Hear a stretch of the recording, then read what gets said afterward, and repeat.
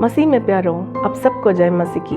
आज और एक कहानी के द्वारा हम प्रभु के वचन को सीखेंगे।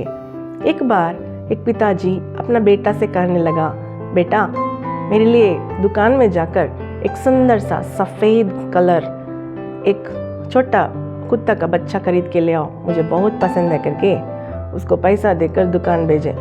बेटा भी जाकर दुकान में बहुत अच्छा सुंदर वाइट कलर का पपी एक खरीदा।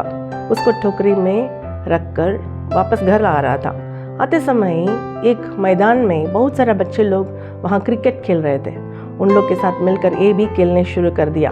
वहाँ खेलते खेलते टाइम हो गया और वहाँ पर कुछ लड़का लोग क्या किया, उसका टोकरी में सुंदर सा सफ़ेद कुत्ता का बच्चा को देखकर बहुत सुंदर लग रहा था। उसको उठाकर वहाँ का एक सुअर का बच्चा को अंदर टोकरी में रख दिया। ये बच्चा खेलने के बाद उसी टोकरी को लेकर घर आया।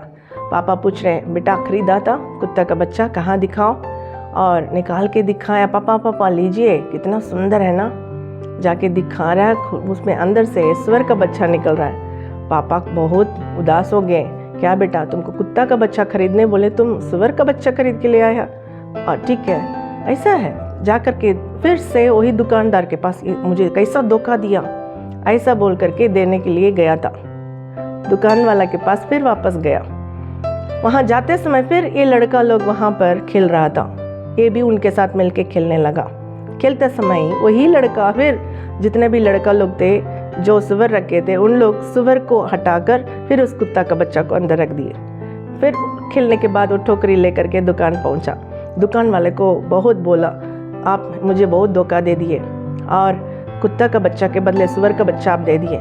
नहीं, मैं तो कुत्ता का बच्चा ही दिया हूँ। और तुरंत खोल के दिखाया, देखने से वहाँ सुअर का बच्चा नहीं था, कुत्ता का बच्चा था। और ठीक है, ये कैसे हो गया? फिर लेकर आया। आते समय फिर वैसे ही खेलने के लिए शुरू कर दिया। वो बच्चा लोग फिर उस कुत्ता को हटा करके सुअर का बच्चा को वहाँ रख दिया और घर वापस आया।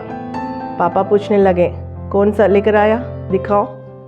वहाँ देख रहे हैं फिर सुअर का बच्चा। पापा बहुत निराश हो गए। क्या बेटा, तुम क्या है? नहीं पापा, ये कुत्ता ही है।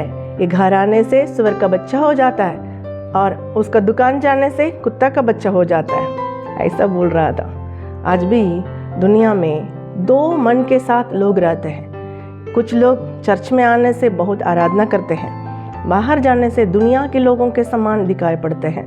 परमेश्वर ऐसा कभी हमें नहीं चाहता है। इसलिए वचन हमें सिखाती है दो मन के साथ नहीं रहना है। यदि दो मन के साथ कोई भी रहेंगे तो उनका कोई भी काम में सफल नहीं हो सकते हैं। परमेश्वर हमें ऐसा सिखाता है। पढ़ेंगे हम लोग याकूब का पत्री पहला अध्याय उसका 8वां पद इस प्रकार कहता है, वह व्यक्ति दुचिता है और अपनी सारी बातों में चंचल है। जो चंचल व्यक्ति का कोई काम सही रहेगा क्या?